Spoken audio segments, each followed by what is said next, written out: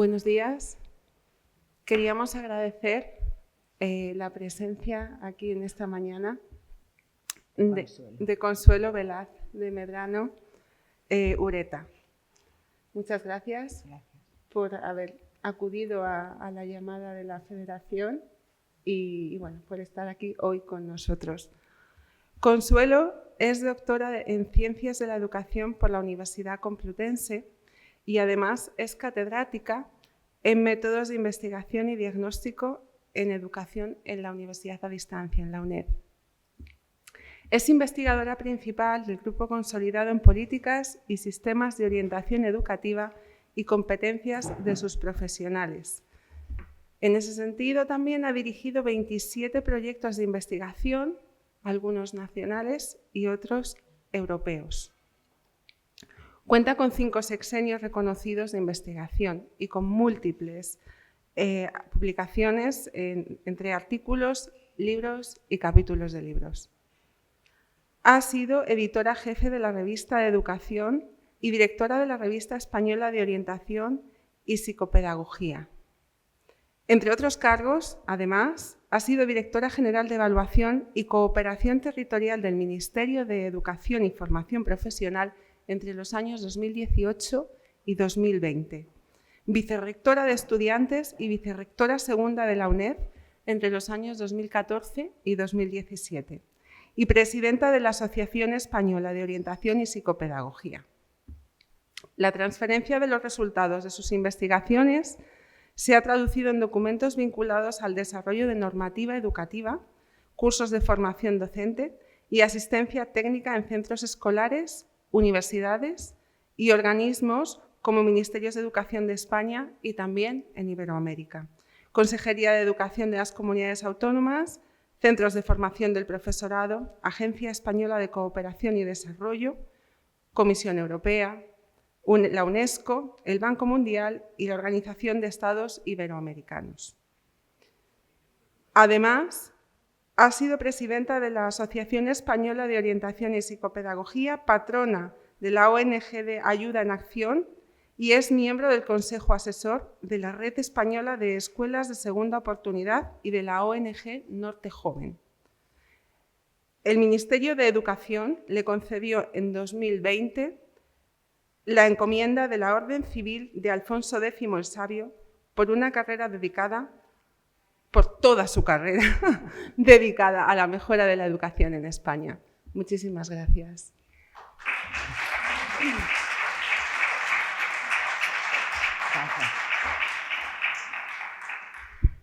¿Funciona? Sí.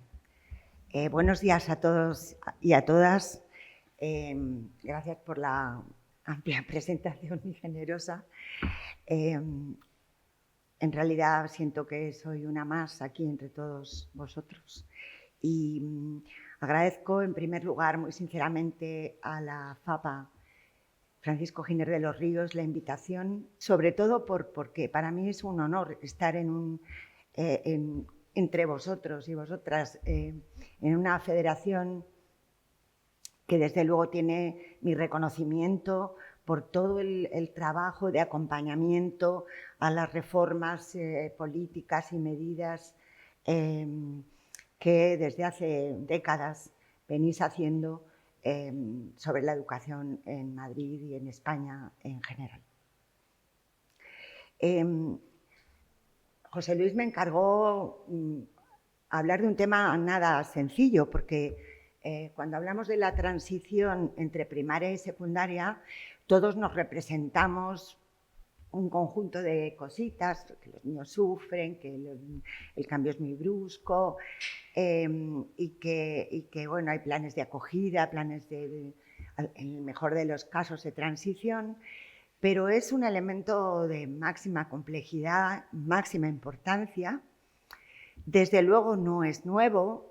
Quien se apoya en el diseño de políticas de cambios basándose en que hay un incremento del problema de la transición entre la primaria y la secundaria, creo que no sé cuáles son los datos en los que se basa esa afirmación, porque ese problema ha existido siempre. Y es un problema antiguo no resuelto, o no bien resuelto en el mejor de los casos. Así que bueno, yo agradezco muchísimo la propuesta de este tema. Por otra parte, es un tema, como digo, del que no se debe hablar simplificando y abordarlo en toda su complejidad, pues necesita cierta extensión. Por eso he realizado una presentación un poco extensa, que aunque no, por supuesto, no podré desarrollar en su totalidad, sí queda en la FAPA para que la tengáis a vuestra disposición, con los datos y con la redacción que puede hacerla autónoma en su comprensión, ¿verdad? Normalmente se comienzan las ponencias y demás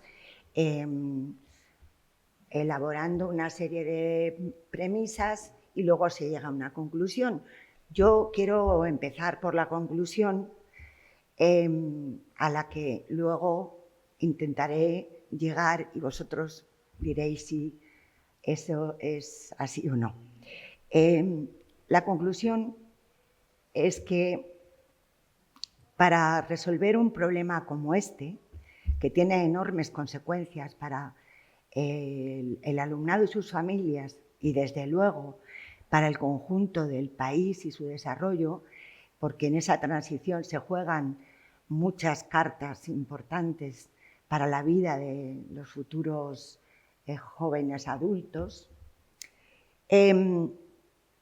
no se pueden adoptar medidas improvisadas, parciales y dejar sin tocar el conjunto de las medidas que darían respuesta a esa mejora de la transición para que no produzca tanto sufrimiento emocional, tanto riesgo de fracaso escolar, de repetición y de abandono. Quiero decir que esto necesita, por parte de las administraciones públicas, una mirada sistémica, poner en coherencia las medidas educativas que planteen, no dispersas, y desde luego medidas que se trasladen a la ciudadanía de una manera honesta. Es decir, ¿qué vamos a hacer entre políticas universales, es decir, para todos los centros, para todo el alumnado, y qué vamos a hacer como políticas focalizadas en los centros o el alumnado, que es prácticamente lo mismo, con un alto índice de vulnerabilidad? No obstante, esta es la conclusión. Hay 3 puntos que voy a abordar. Como sabemos, los alumnos y alumnas de 13, 14 años, algunos dependiendo de cuándo nacen, pues un poquito antes, afrontan cambios múltiples y exigentes en el sistema escolar.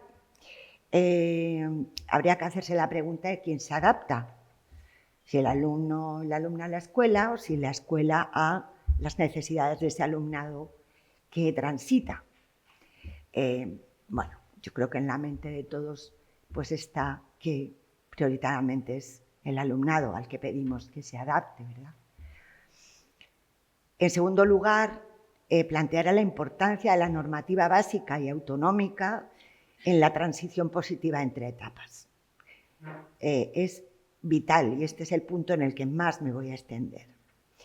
Y después, las oportunidades que en esta coyuntura histórica, sociológica, compleja del mundo que nos toca vivir, hay oportunidades para invertir en transformar los centros pensando en mejorar el aprendizaje, la inclusión, el éxito, las transiciones y el bienestar del alumnado y, como consecuencia, de toda la comunidad escolar.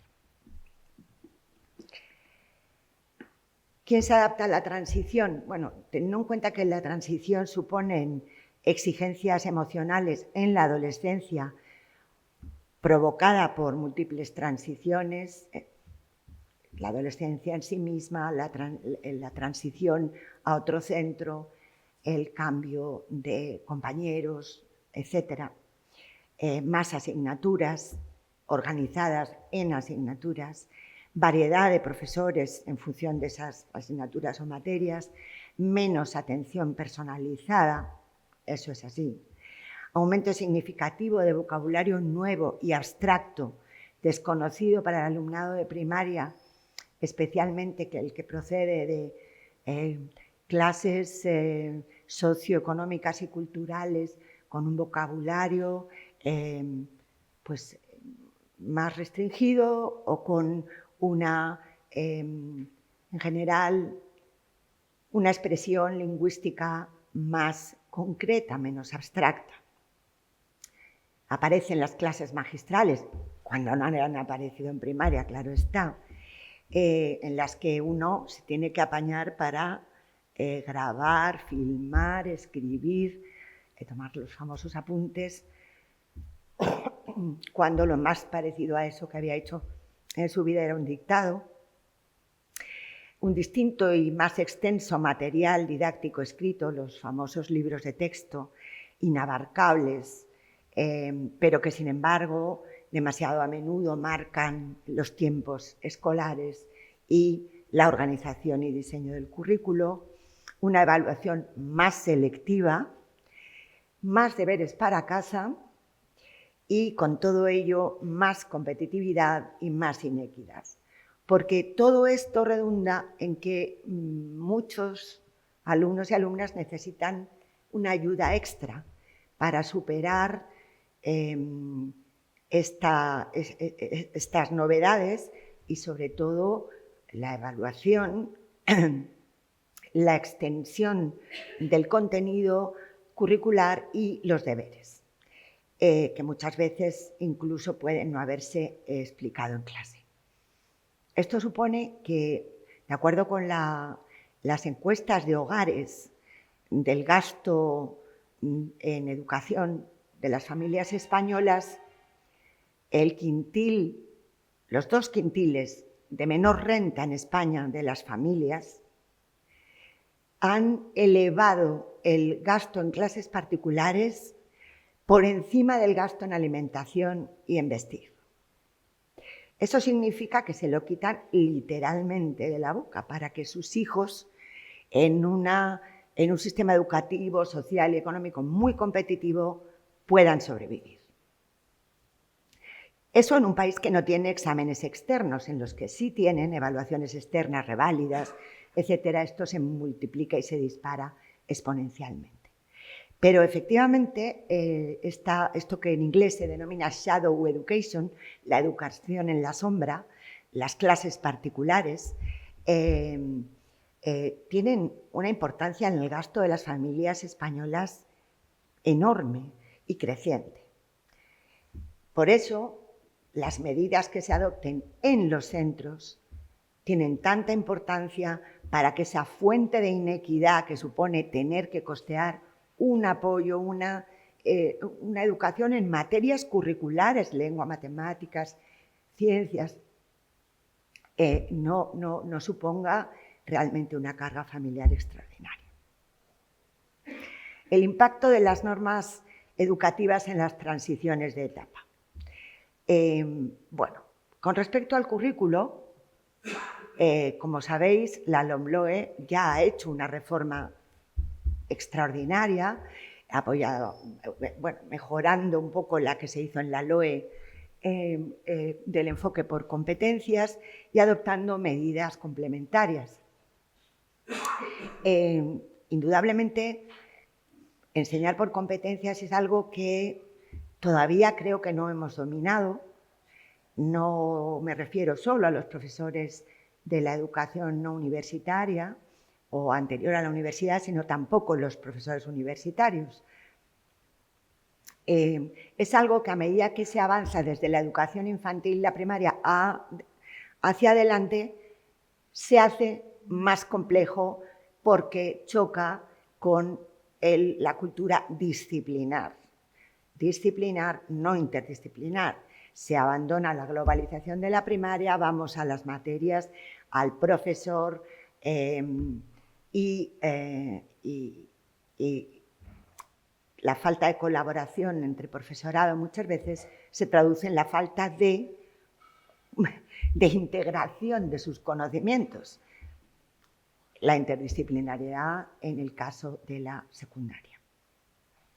La mayoría de las comunidades han establecido un currículo un currículo específico para primaria y para la ESO, pero hay excepciones que son interesantes. Canarias establece el currículo de ESO conjuntamente con el de bachillerato. Esto tiene sus ventajas y sus inconvenientes. Desde luego aleja mucho la ESO de la primaria en todos los sentidos. Cantabria regula en una misma norma los currículos de infantil y de primaria, lo cual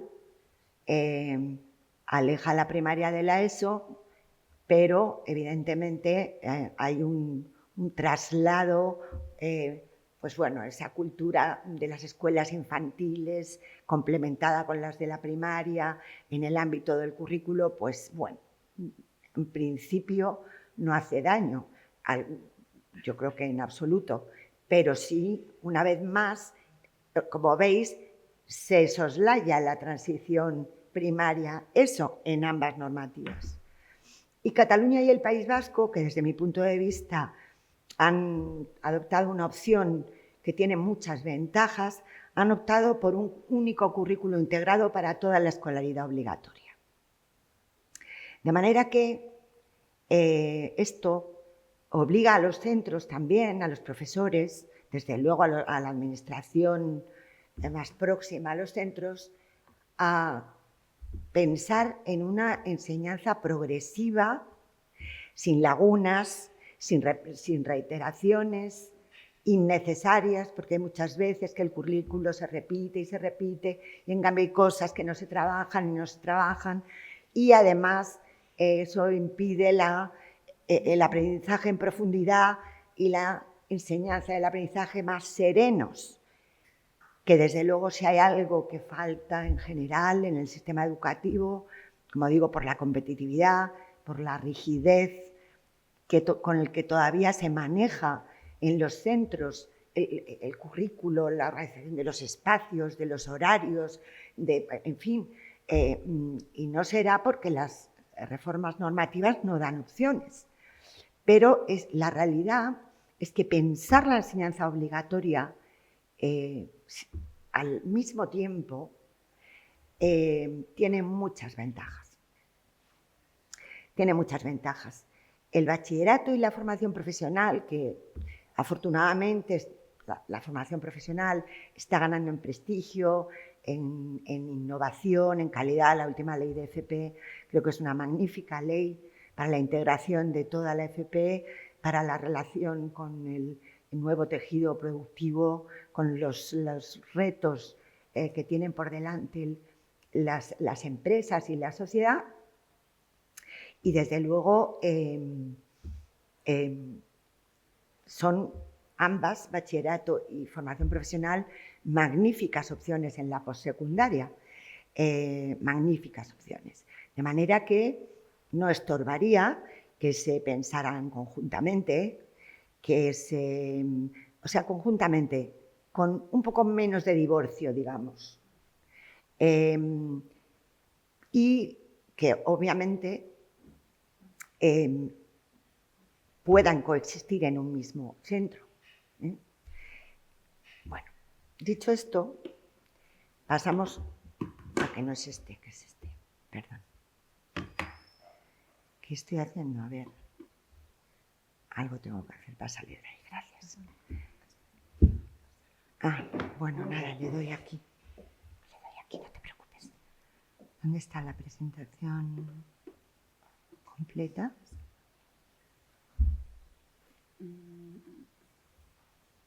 Debe ser. Tendría que estar aquí abajo. No, suele estar abajo. Yo tampoco. A ver, espera. Bueno, si alguien no nos ayuda a poner pantalla completa. ¿Dónde lo has hecho antes que no lo encontramos? Ah, hay que saber, claro. Muchas gracias. Bueno, a ver, alejemos esto. El currículo de la Comunidad de Madrid, pues como la mayoría de las comunidades autónomas españolas, lo separa por etapas, pero en el tema curricular en Madrid afectan a la continuidad entre etapas dos situaciones, pero además solo en la red pública o fundamentalmente en la red pública, que es el alumnado de primaria que está en un CEIP sin programa bilingüe y está adscrito o está próximo a un IES bilingüe. Ahí hay un salto mortal. El alumnado de primaria que venga de un CEIP con programa bilingüe, pero que no haya superado las pruebas externas de inglés A2 o B1, que es casi un 20% del alumnado de sexto de primaria en la educación pública. De manera que el traslado a un centro bilingüe, un instituto bilingüe, es muy complejo. Y aquí, en esta política, estamos hablando de la influencia de las normas y las políticas cuando no se piensan con todas sus derivadas, con todas sus consecuencias, sino, bueno, pues aquí hay que pensar en las transiciones, porque si tienes en la red de centros una característica diferencial, todo lo que sea circular por esa red de centros o se prevé cómo hacerlo de manera inclusiva o produce serios problemas en la transición. ¿Qué ocurre con la repetición de curso? La repetición de curso con frecuencia se señala como un problema de la secundaria obligatoria. Bueno, en algunas épocas ha sido así, pero en otras no. En otras afectó a la educación primaria de una manera determinante. Os pongo las estadísticas de la Comunidad de Madrid. Por cierto, todos estos datos están extraídos de la Oficina de Estadísticas del Ministerio de Educación. Como veis, hasta 2015 la repetición en primaria bajó. Es el momento de la LOE en la que había limitaciones en la norma para repetir. Y desde luego no se podía repetir más de 2 veces en la enseñanza obligatoria. De manera que se dejaba para la secundaria la repetición de curso. Cuando se aprueba la LOMCE, que rompe los ciclos, que eso tiene muchísimas consecuencias negativas, además de la repetición, se comienza a repetir desde primero de primaria. Claro, esto desde el punto de vista de los derechos de los niños y niñas a aprender a la velocidad a la que su desarrollo y las oportunidades que les da la escuela, pues obviamente se rompen, porque lo que en principio significan los ciclos y las etapas es que un alumno o alumna tiene o 2 años o 3, en función de los ciclos, para superar los objetivos del ciclo y, por lo tanto, no hay que tomar ninguna decisión drástica hasta el final, y lo mismo la etapa. Con lo cual, es que en este caso, repetir en primaria, o en primero de primaria, o en segundo de primaria, etcétera, es que la escuela se rinde. O sea, no tiene nada que hacer con ese alumno. Directamente lo único que tiene que hacer es ese alumno repetir. Hay contadísimos casos en los que pueda estar justificada una medida así. Vamos, creo que todos los casos que se me ocurren, yo he sido maestra infantil, maestra de primaria, se pueden resolver sin la repetición en edades tan tempranas. Bueno, Pues evidentemente en primaria, imaginaros el subidón que hay de repeticiones entre 2015 y hasta 2020. Y, de hecho, si tenemos en este momento tasas altas de repetición en primaria, es por razones que tienen que ver con que todavía no nos hemos universalmente el sistema educativo español comprometidos a buscar soluciones alternativas a repetir, pero como veis, a partir de la LOMLOE vuelve a descender la tasa de repetición, porque se considera en la norma una medida excepcional. En el caso de la ESO, es decir, el reverso de la repetición es la tasa de idoneidad. La aplicación de la repetición de curso, resultado de la LOMCE, produjo que la tasa de idoneidad sea en España este curso a los 10 años del 92,3%, lo cual es bastante mejorable. En la Comunidad de Madrid es más baja, o sea, la tasa de idoneidad en primaria es del 90,6%, no del 100% o del 99,9%. Y esto se debe a que están llegando a la ESO el alumnado que repitió en primero, segundo de primaria en la época de la LOMCE. La repetición de curso en la ESO pues ha ido descendiendo en la Comunidad de Madrid, igual que en el resto del Estado, y se ha elevado en el momento en el que cambia la política de repetición con la LOMCE, como podéis ver en los años que representa esta gráfica. La tasa de idoneidad en la ESO es, en este curso, a los 15 años, en el conjunto de España, del 75,7%.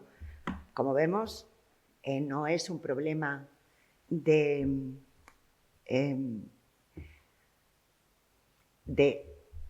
solo de la ESO, es decir, en la primaria es más alta la tasa de idoneidad, pero no es satisfactoria.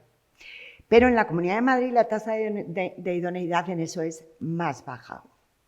Conclusión: la alta tasa de repetición, la baja tasa de idoneidad se producen por igual en ambas etapas aproximadamente. Por lo tanto, no es un problema específico de la ESO, sino de las normas que regulan estas etapas. Vamos a la normativa sobre la transición entre etapas en España.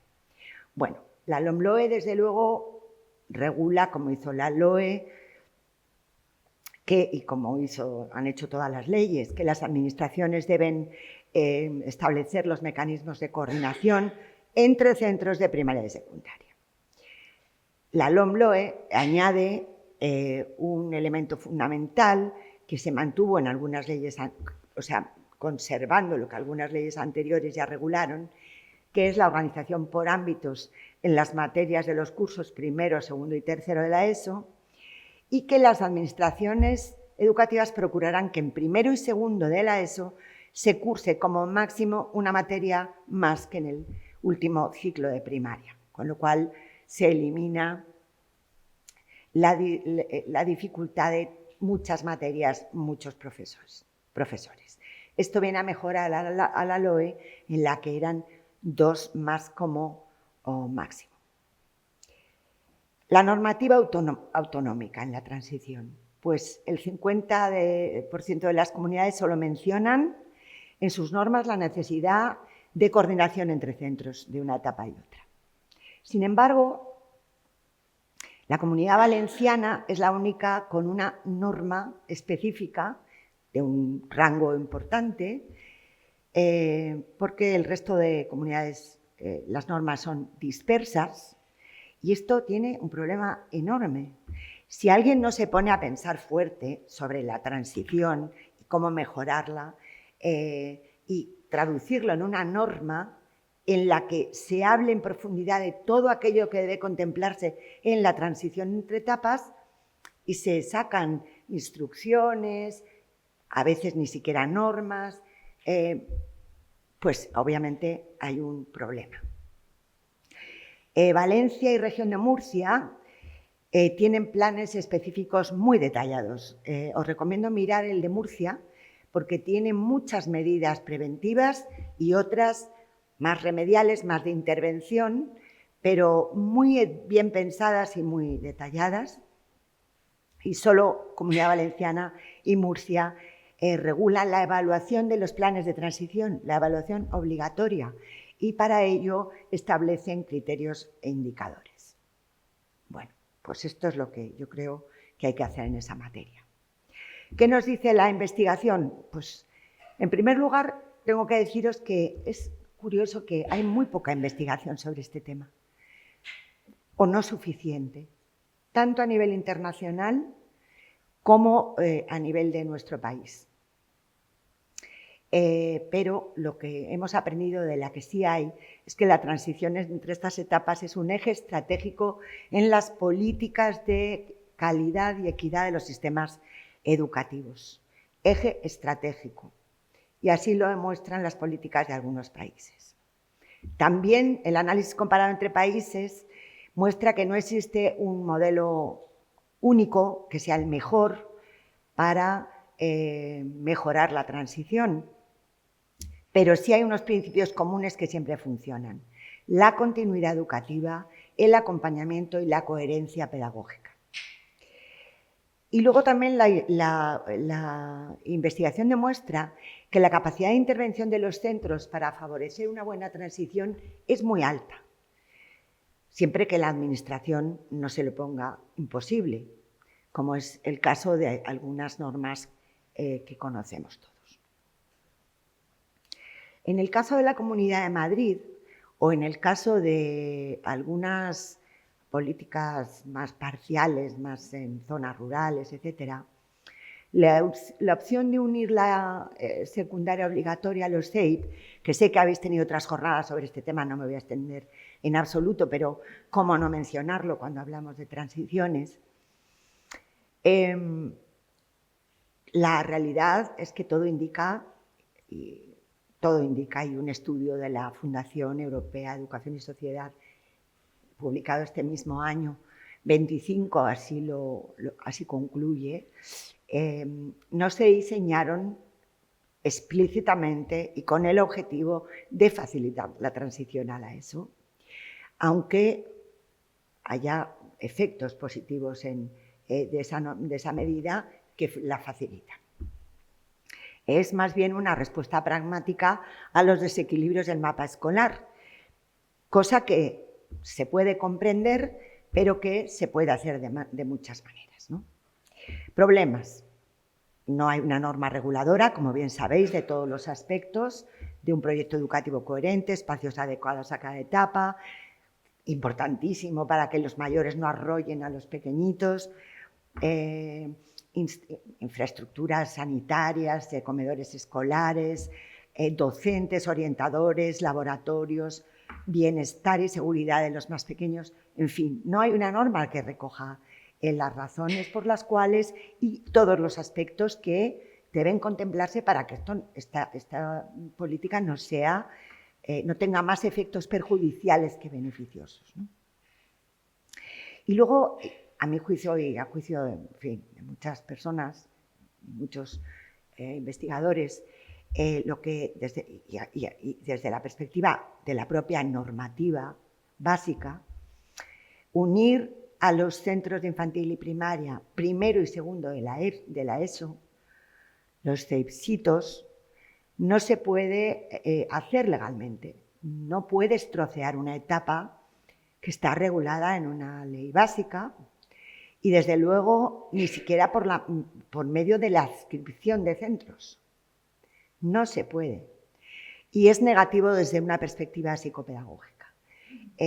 Los ciclos y las etapas no son caprichos del legislador. Todos los educadores, los especialistas en educación, y en psicología de la educación sabemos que esta medida que fue propuesta en los años 80 de organizar en etapas y ciclos se debió a la fuente psicológica del currículo y de la estructura del sistema, que tiene que ver con la maduración y el desarrollo de la infancia desde los primeros años hasta la juventud, y que responde a cuando aparecen las nociones madurativas de nuestros niños y niñas, de los hijos e hijas de todos vosotros, de todos nosotros, en su capacidad de avanzar. Y por eso la flexibilidad del currículo y del sistema de aprendizaje se organiza en periodos menos rígidos. No hay que aprender determinadas cosas en un curso, se pueden aprender en 2 o en 3 o en una etapa. Bueno, voy rápido.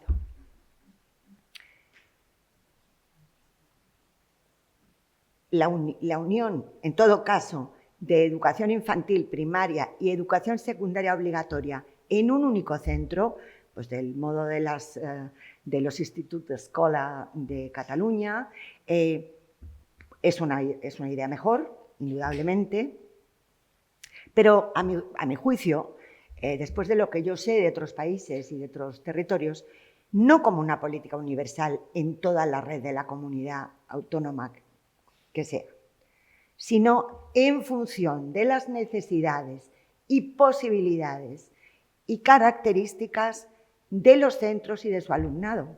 En algunos centros puede ir muy bien, a algunas familias puede irles muy bien, a otras muy mal. Es decir, hay que pensar en el contexto del centro, de los centros. Esto de las zonas amplias, únicas, como si el contexto no fuera determinante para la escuela, no es razonable. ¿Qué oportunidades tenemos por delante? Pues bueno, obviamente el descenso de la natalidad es un fenómeno universal en España, también en otros países, pero en España es especialmente agudo. Y por otro lado, eso puede darnos oportunidades para mejorar el sistema. Y además tenemos una ley básica que está a favor de la transformación del sistema. Este es el dibujo de la caída de la natalidad de los 0 a los 15 años, a las etapas a las que nos estamos refiriendo, y se prevé que para el 2037 hayamos perdido en estas etapas 1 millón de escolares. Bueno, la Fundación Europea de Educación y Sociedad, a la que me he referido antes, en su estudio, que es muy interesante, sobre la transición entre primaria y secundaria, nos muestra que hay algunos países, el caso de Suecia, Finlandia y Portugal, donde no hay ninguna ruptura formal entre primaria y secundaria, con medidas, y tienen además medidas que favorecen la continuidad y la detección temprana de cualquier dificultad. En Portugal, las etapas también se organizan en ciclos, como en España. Portugal es un país que ha mejorado en su rendimiento en las pruebas internacionales de una manera extraordinaria, a pesar de haber hecho políticas muy activas de inclusión del alumnado con discapacidad en los centros ordinarios, en fin, en muchos terrenos, ¿no? Pero fijaos que el denominador común de todos estos países es que tienen un currículum común en el que las competencias de verdad son centrales y son transversales, no son diferentes para cada una de las etapas. La evaluación es formativa, de manera que el paso al curso siguiente es automático prácticamente, y las dificultades se abordan dentro del ciclo o dentro de la etapa, no al final, cuando hay que hacer la transición, porque entonces es demasiado tarde y eso está cargando de traumas a los alumnos, sus familias y de dificultades al equipo docente siguiente. Hay mucha autonomía docente para regular este tipo de medidas.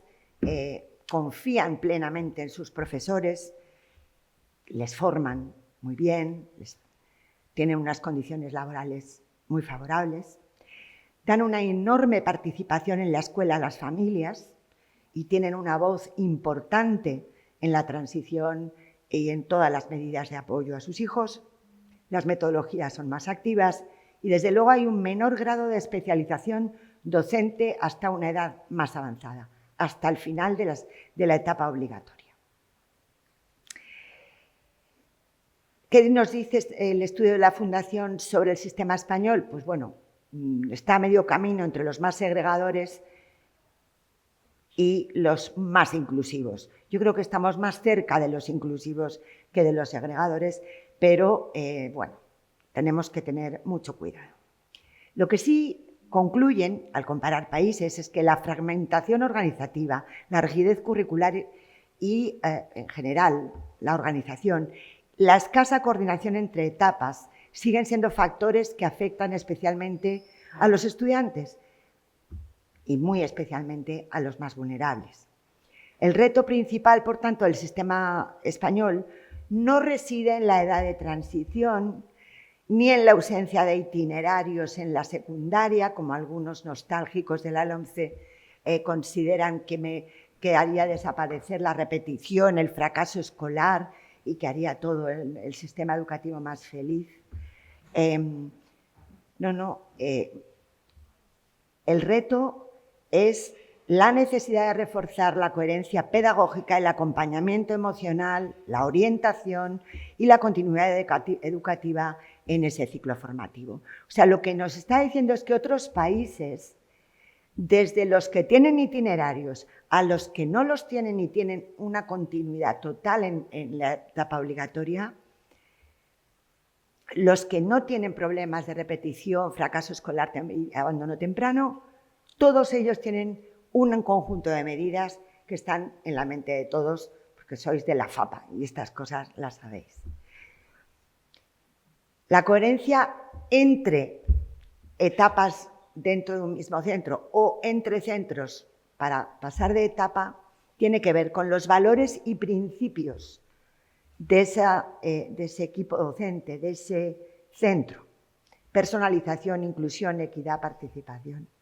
Con el desarrollo curricular, por competencias, globalización o interdisciplinariedad, no cabe otra alternativa en la enseñanza obligatoria.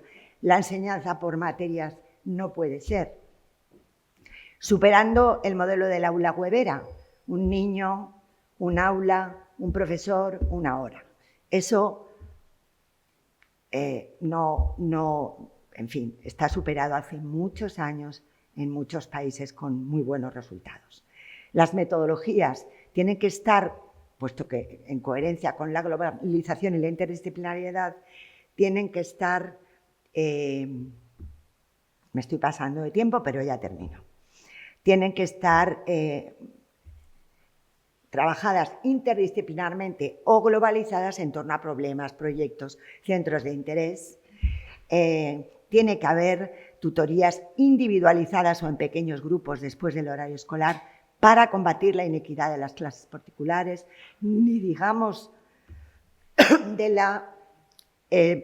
los deberes que debería tomárselos muy en serio la comunidad escolar de un centro, las familias, para que sean razonables. La evaluación no puede ser una herramienta de exclusión que no sea personalizada, en la que no participa nada más que un profesor. Tiene que haber una gestión inclusiva de los apoyos, apoyo entre iguales, apoyo de la familia, apoyo entre varios docentes, del tutor, del departamento de orientación. Siempre los apoyos más próximos, no siempre recurriendo a los especialistas en pedagogía terapéutica, porque eso no es necesariamente así. Y, desde luego, alternativas innovadoras a la repetición de curso, que solo debe plantearse muy, muy excepcionalmente. y el cuidado en el bienestar y calidad de la vida escolar.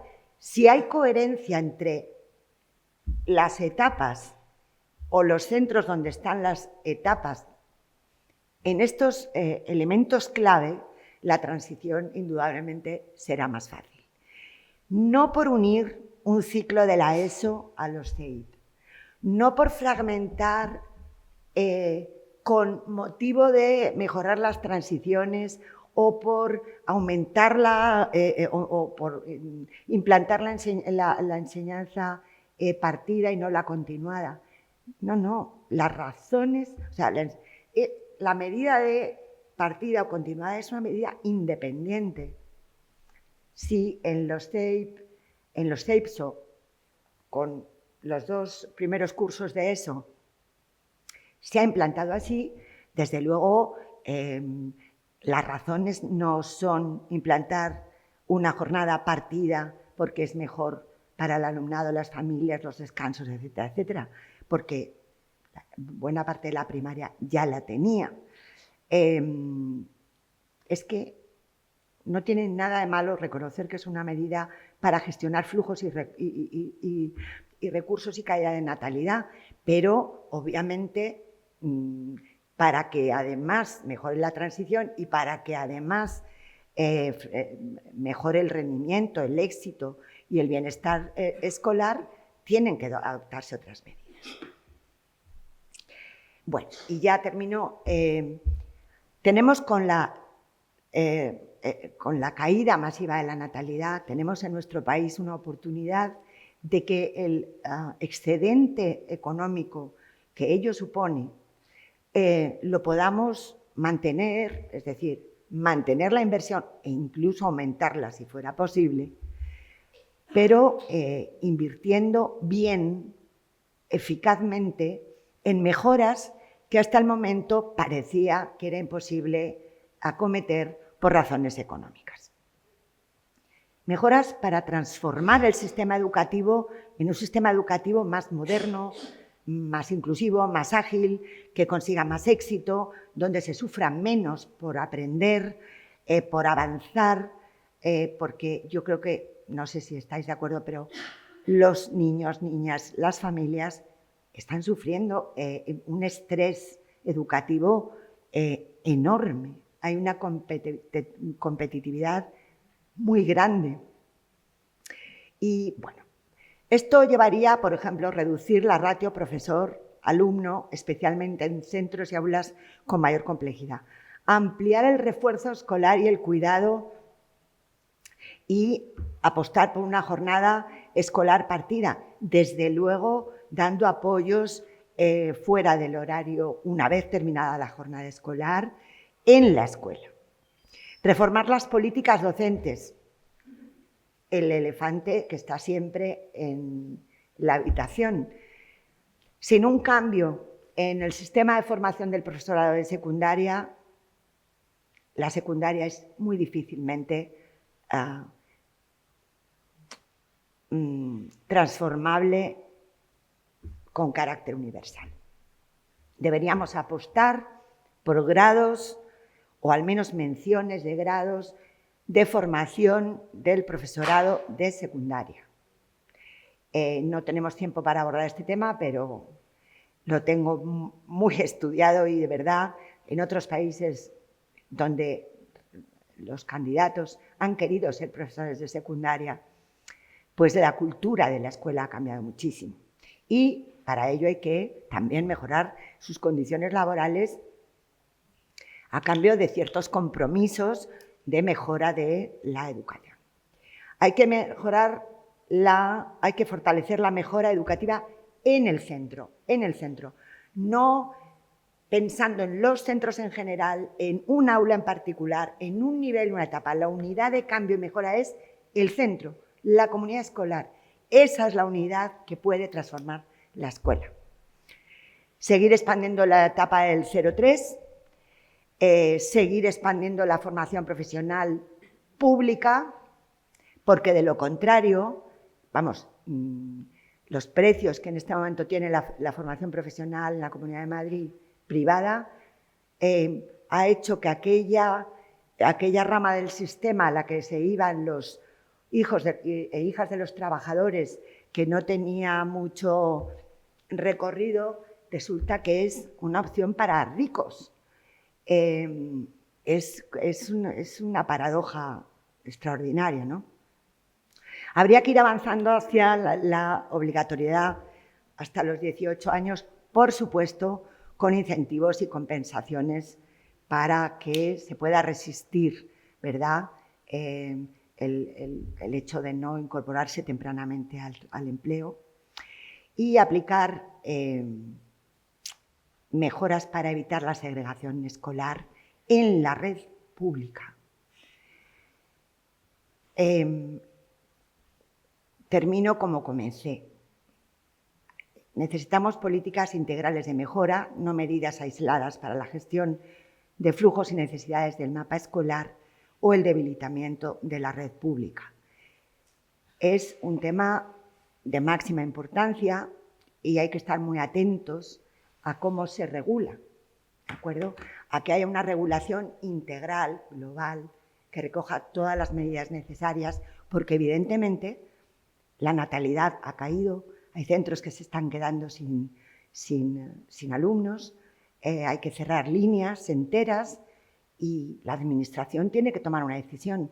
Pero, como he dicho, hay oportunidades para tomar buenas decisiones que no supongan cerrar unidades de la pública, cerrar centros públicos, que son los que se cierran, que son las unidades que se cierran, redistribuir, bajar ratios, codocencia, en fin. A ver si aprovechamos esa oportunidad. Muchas gracias, familias.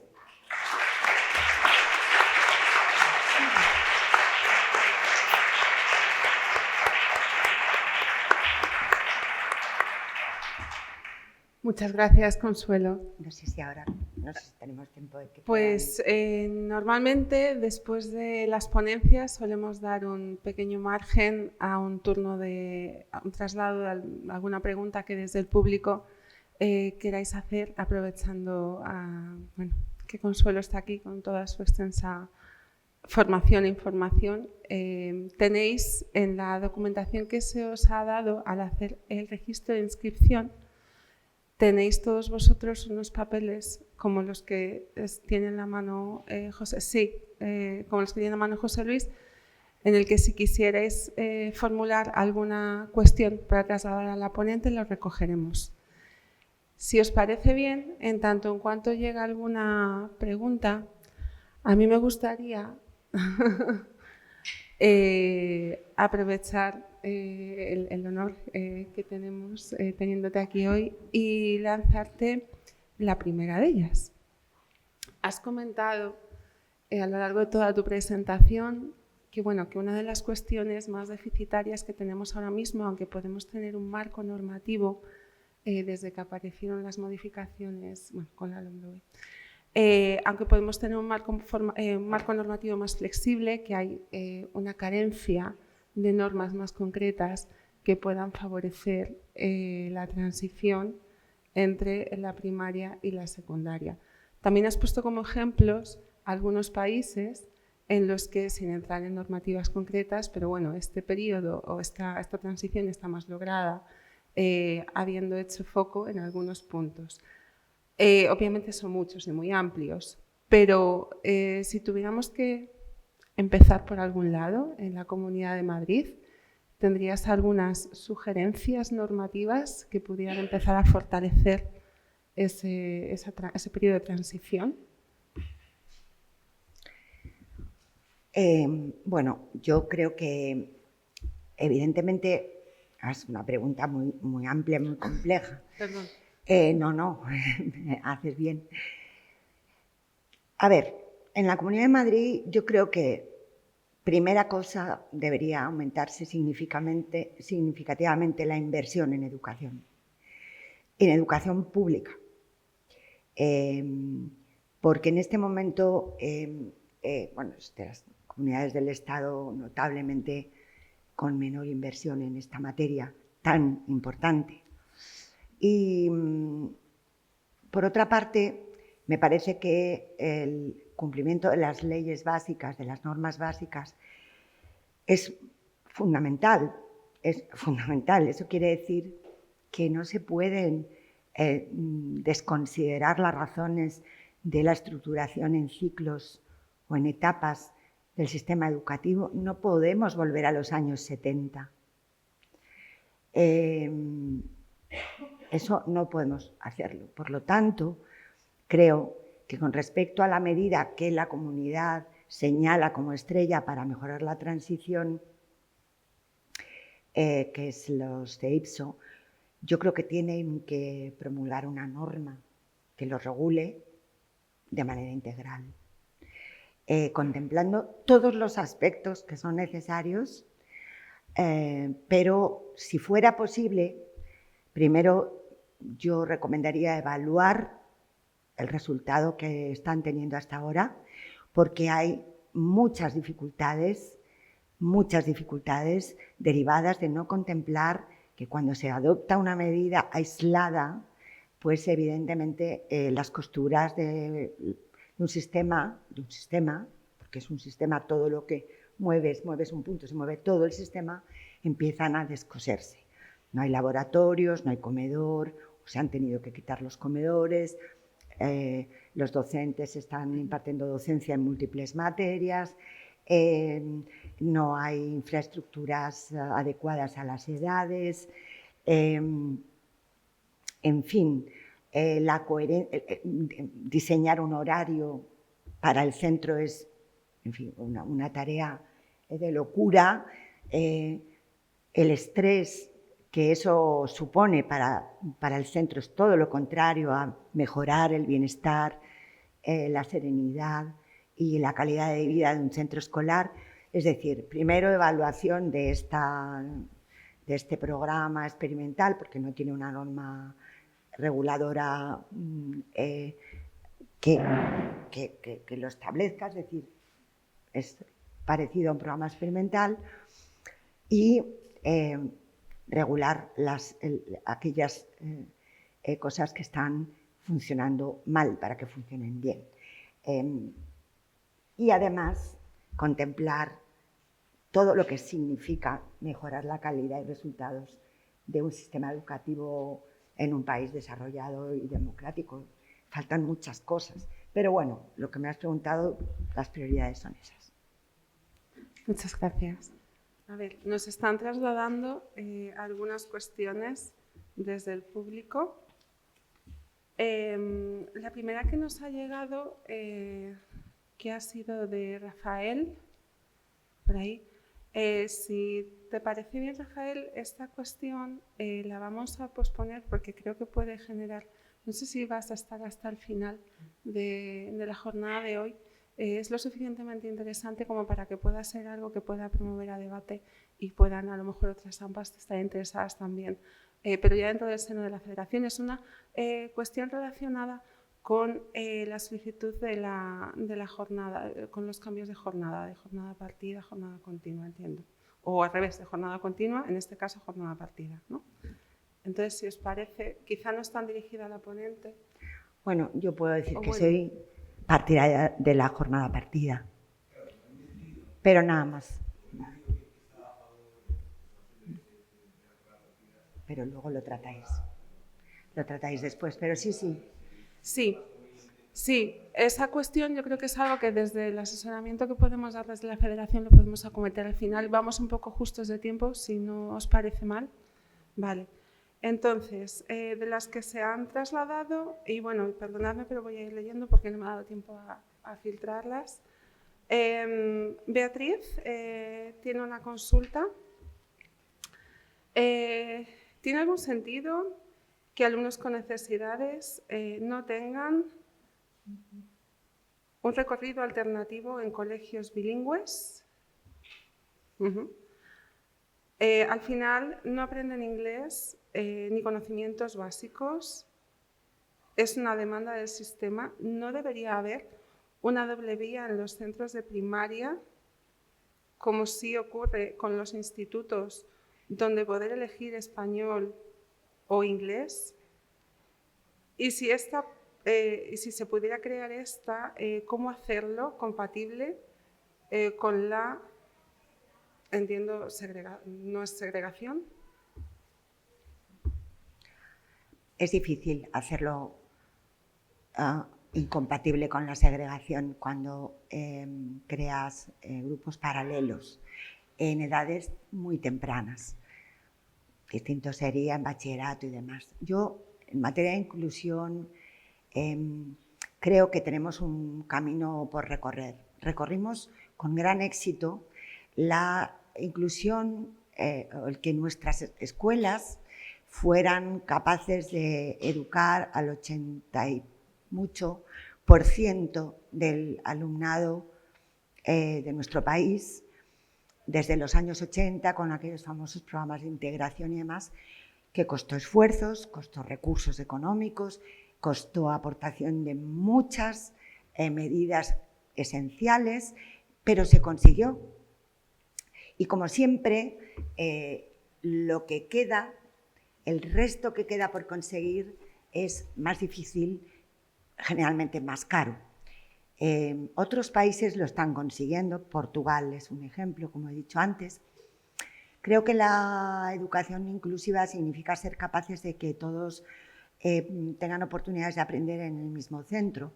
Eso supondría que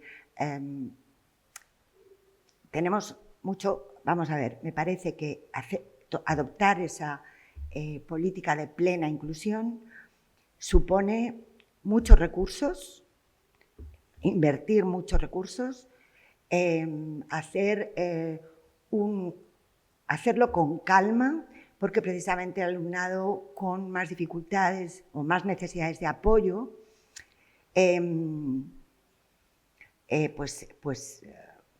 va a requerir que tengamos especial cuidado con lo que hacemos, porque si hacemos una plena inclusión sin recursos, sin un centro adecuado, sin una comunidad escolar decidida a aceptar, querer incluir en todo actividades extraescolares, fiestas de cumpleaños, en el aula, en los recreos, al alumnado que aún está en centros de educación especial, pues esos niños sufrirán enormemente. Quiero decir con esto, la educación inclusiva significa que centros de educación especial tienen que ayudarnos en los centros de educación ordinaria a poder educar más diversidades, poder aportar otros apoyos. Un apoyo es en la enseñanza del inglés desde tempranamente, uno de ellos, claro que sí, pero también otros. Lo que desde luego me parece un disparate es que la política de bilingüismo sea una barrera más para el alumnado con necesidades de apoyo. Eso me parece el colmo, porque, en fin, cuando vamos quitando unas ponemos otras, entonces me parece un horror. Ahora, ya hay centros en toda España que están haciendo tándem, un centro de educación especial, un centro ordinario, que se apoyan mutuamente a saber cómo educar, qué tienen que hacer, cómo apoyarse, qué recursos, qué obras de la infraestructura del centro hay que hacer, qué profesionales se necesitan, cómo trabajar. Y todo ello con participación de las familias, para que un centro aprenda a ser más inclusivo y aprenda a hacerlo mejor y para más niños y niñas. Desde luego, uno de los apoyos es en idioma y siempre que necesitamos algo especial, clasificamos a los niños, les mandamos a una vía paralela, a un grupo aparte. No soy partidaria, pero mientras llegamos a esa meta, la verdad es que no he pensado en ello en este momento y me cuesta responderte más concretamente. Te digo el horizonte de trabajo, pero... Relacionado con este tema, también nos ha llegado otra pregunta que no está firmada, vale, y entonces, bueno, también lo que vincula es eso, la falta de recursos que hay en la transición de primaria a secundaria para el alumnado con necesidades educativas especiales. No sé si la pregunta que se formula ha estado ya resuelta con lo que acaba de indicar la ponente o queréis que profundicemos algo más. ¿Está bien así? Vale. Luego hay otra pregunta que indica Beatriz y dice, si la etapa de GB incluía hasta octavo, ¿no sería igual psicopedagógicamente hablando el incluir los actuales cursos de primero y segundo de la ESO? No. Vamos, sería igual, pero es que desde los años 70 hemos pensado mucho, hemos aprendido mucho. Las ciencias adelantan, que es una barbaridad. Y hemos aprendido mucho sobre el desarrollo de los niños y niñas, sobre el ritmo, sobre la psicología evolutiva ha hecho enormes aportaciones, como para que de repente nos carguemos de un plumazo a Piaget, a Vygotsky y a toda la escuela nueva que propuso que el tema del aprendizaje no es un tema de maduración, como una pera o una manzana, es que tiene que ver con las oportunidades de aprender, pero que indudablemente cada persona tiene su ritmo de desarrollo, que se pueden acelerar con los estímulos, los afectos, las oportunidades educativas, sí, mucho, con la estimulación precoz, con la motivación, mucho, pero la línea evolutiva, no la velocidad, pero la línea evolutiva desde el pensamiento completamente intuitivo al concreto, al lógico concreto, al lógico formal y todas esas características y qué conceptos o nociones de matemáticas, de física, del tiempo, por tanto de la historia, de si aprenden, son capaces de aprender, si se puede aprender solo o con la ayuda de otro, y entonces estamos en una zona de desarrollo próximo que supone que el ciclo, con una serie de apoyos, te ayuda a aprender a lo que te enfrentas en la etapa siguiente. Es decir, es como preguntarle a cualquier especialista si utilizaría una medida de los años 70 para resolver un problema muy importante en salud o en, no sé, en ingeniería. O sea, el ciclo superior de la ley general fue una maravilla porque supuso un avance enorme sobre un currículo que era, bueno, pues la réplica del trivium y el quadrivium de los romanos, es decir, una escuela con unos grados verdaderamente, pero claro, antes de eso es que los maestros eran maestros empíricos. Si tú tenías la primaria, podías ser profesor de primaria. Si tenías la secundaria, podías ser profesor de secundaria. Es que han cambiado muchísimas cosas. Y claro, la ley del 70, acabo de publicar un artículo sobre la evolución de la orientación desde los años 70 a la actualidad. Lo podéis leer en la revista de Educación, en el monográfico de los últimos 50 años de la educación en España.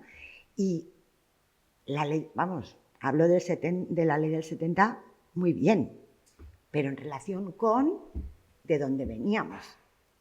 Y hay medidas de la ley del 70 que se han conservado, pero desde luego volver al ciclo superior de la EGB, que fue evaluado. El primer contrato que yo tuve en mi vida fue en el Centro Nacional de Investigación y Documentación Educativa para evaluar el ciclo superior de la EGB. O sea que fijaos si puedo decir que tuvo buenos resultados para la época. Pero es que, claro, quien estaba hasta octavo de EGB en la escuela en la época de la ley del 70 era un porcentaje pequeñísimo de la población infantil española. El graduado escolar no lo tenía el 100% de los estudiantes. Así que no sería lo mismo, sería un desastre. No sé si queda tiempo para una pregunta más. Me temo que no. Había una, de todas formas, Almudena, no sé quién es, la respondemos fuera de aquí. Vale. Muy bien. Pues nada, gracias, un honor. Agradecer a Consuelo. Gracias por la confianza.